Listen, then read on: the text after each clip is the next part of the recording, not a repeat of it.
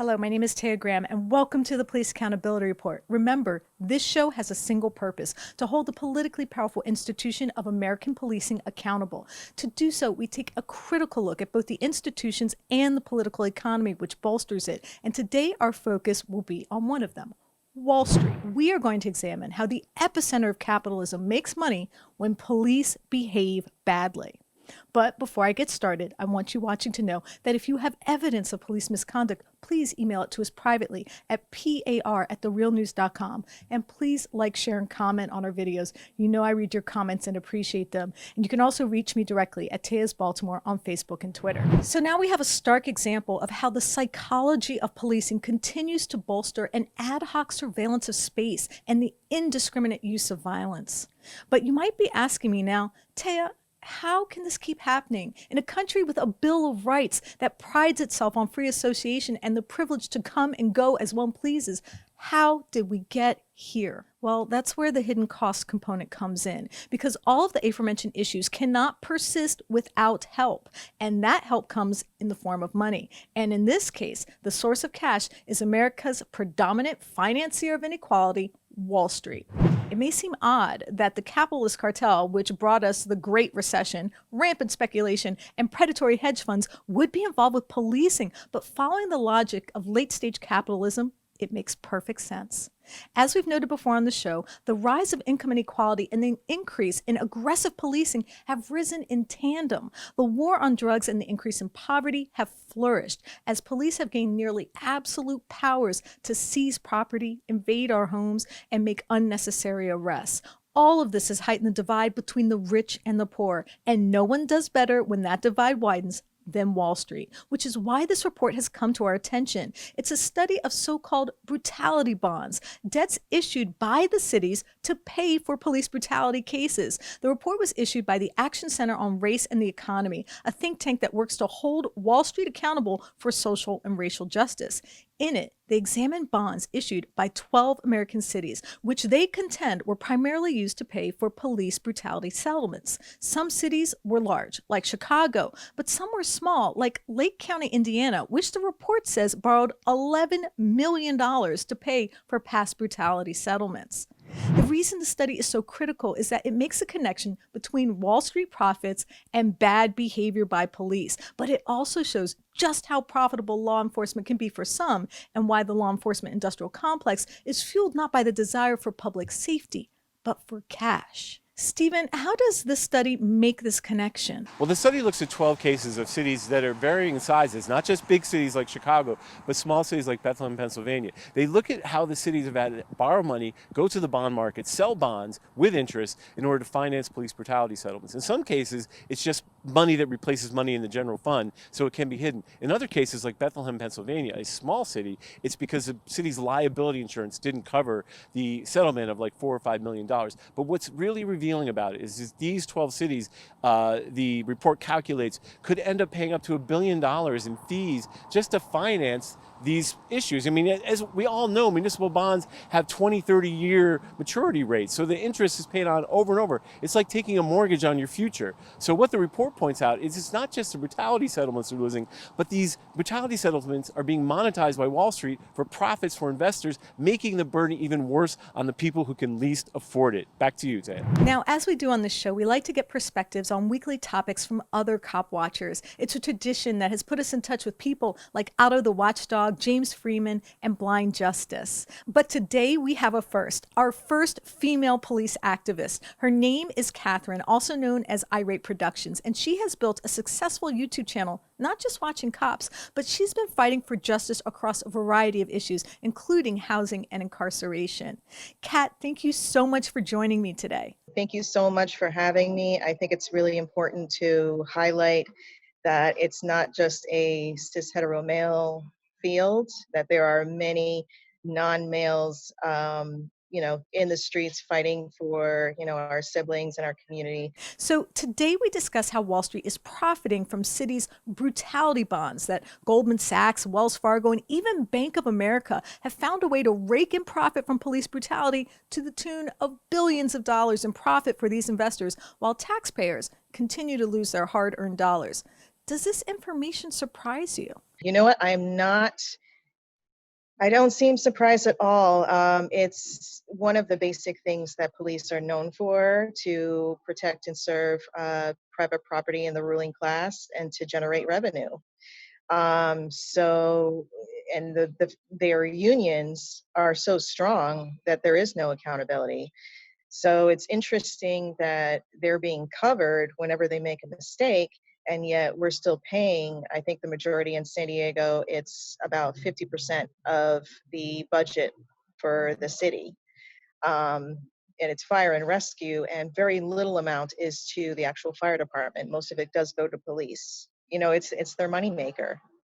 Whatever they can do to keep the machine going, because they're the first on the line to funnel people into criminalization, the prison pipeline, um, massive debt people are owed, not only their time, their lives, but money as well. So we already know that there is profit in law enforcement and in the prison industrial complex, whether it's confiscating property using asset forfeiture or making money off prison labor. Why do you think there's so much money to be made in finding and incarcerating people? I think it had to, going back to the roots of slavery and how much money was made off of the backs for, slave labor. Now it's a new form, because of the 13th Amendment. It gives the exception of except a punishment or a punishment for a crime. So we have people. It's a big moneymaker to incarcerate, but it's also a big moneymaker for those type of factory workers. And so if we're talking about labor, we obviously need to talk about the slave labor still going on in the prison systems, the revenue that's generated for the ruling classes, the Wall Streets, the elites, and how they're just looking to strip. It's a slow genocide. Now, let's talk a little bit about officer discretion, an issue that is even more important now that an arrest could lead to catching coronavirus. This discretion is supposed to allow officers to make a judgment call between walking away from a possible misdemeanor or making the choice to fine or even arrest someone. We have a video from your channel showing one officer's discretion and his choice to arrest a woman walking her dog. Tell us about what we're seeing in this video. So there is one of our cop watchers that was on the beach. Obviously, she wasn't expecting to film, but the one Black woman that you're able to see with a police dog, with a dog, was actually arrested. The police responded that she wouldn't answer questions, which you don't have to answer questions. They could have easily told her that you need to leave. The dog obviously could have walked away. There's definitely that double standard. So when you watch the video, when you see how many white people are around, when you see how many people are, violating multiple orders, and they're constantly giving, and it's because of the racism, it's because of the colorism. So essentially, a woman walking her dog is arrested by at least 5 police officers, thrown face down in the ground, and is taken away to be incarcerated. Now, we don't have all the information, but doesn't it seem to you there could be another way to handle the situation without risking this woman's health and liberty? Yes, absolutely. Police could have easily have given her the prompt that she needs to leave with her dog. Like many other white people they direct to. The fact that there are so many people on that beach, there's many different ways that the police can handle it. They did make, again, they did make the case that she wasn't answering questions. You do not have to answer questions if you're detained. I don't know why that's a double standard, because you have these, uh, it's mind-blowing that the disparity that many communities of color, impoverished communities, are talking about. The police treat us different. As someone who has engaged in protests during the pandemic, are you concerned at all that the COVID-19 regulations will interfere with our ability to dissent and gather, protest, and exercise our First Amendment rights? That law enforcement could use the new regulations to shut down protests that they don't agree with? Absolutely. There was a protest that happened a short while ago. I'll send you the information, but it was to Otay Mesa Detention Center. And there were many officers who were citing people because of expired registration or a bullhorn violation, because somebody was using a bullhorn. There was another caravan. And these are all caravan protests.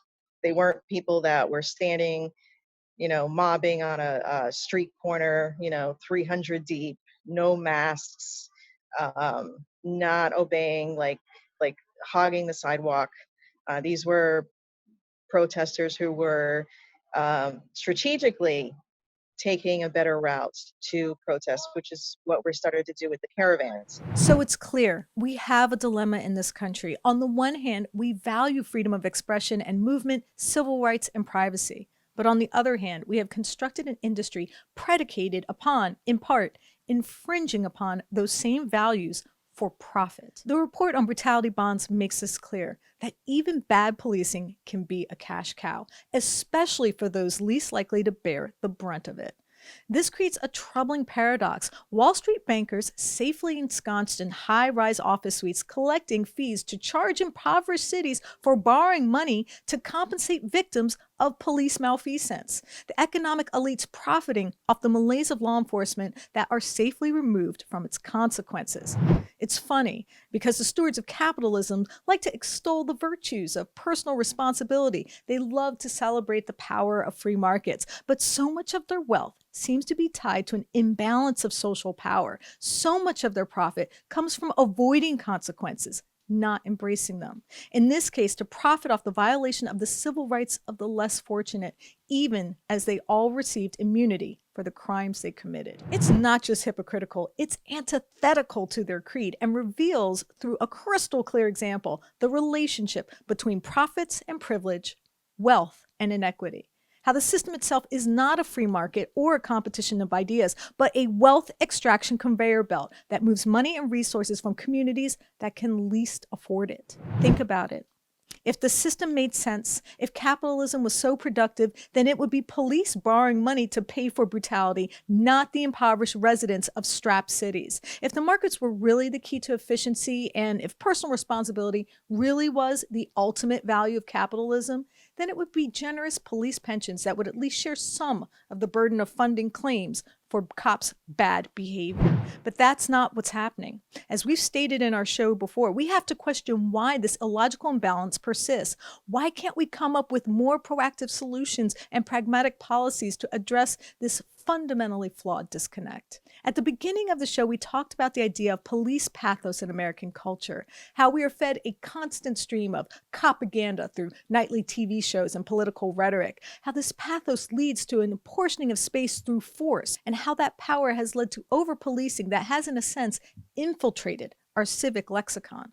It's worth noting that the men who shot and killed Ahmaud Arbery have argued that they were trying to make a citizen's arrest, a legally questionable concept that all of us, in some form or fashion, are endowed with police-like powers. It's a troubling notion if it's true, because it demonstrates the point we're trying to make. The freedom and civil rights we espouse to embrace cannot be reconciled with the idea that all of us have the power to adjudicate justice on the spot. We cannot all be imbued with the pretense of omnipotent law enforcement if we want to preserve civic engagement and the right to participate in a democracy. We cannot continue to fund and bolster a system that extinguishes all of our rights, liberties, and freedoms under the auspices of a single dominant idea: the power to police. I want to thank my guest, Catherine of Irate Productions, for taking a moment to stop in her rent and mortgage strike to speak with us. Kat, thank you so much for joining us. Thank you for having me. And, prayers to your family that are in the medical field, as you're telling me. I hope that's okay to mention. And of course, I have to thank intrepid reporter Stephen Janis for his investigative work on this piece, as well as his writing and editing. Thank you so much, Stephen. Taya, thank you so much for having me. We will continue to investigate the hidden cost of policing. And of course, I have to thank friend of the show, Noli D, for her support. Thank you, Noli D. And I want you watching to know that if you have evidence of police misconduct or brutality, please share it with us and we might be able to investigate. Please reach out to us. You can email us tips privately at par@therealnews.com and share your evidence of police misconduct. You can also message us at Police Accountability Report on Facebook or Instagram, or at Eyes on Police on Twitter. And of course, you can message me directly at Taya's Baltimore on Twitter and Facebook. And please like and comment. I do read your comments and I appreciate them. And I try to answer questions whenever I can. I'm Taya Graham, your host of the Police Accountability Report. Please be safe out there.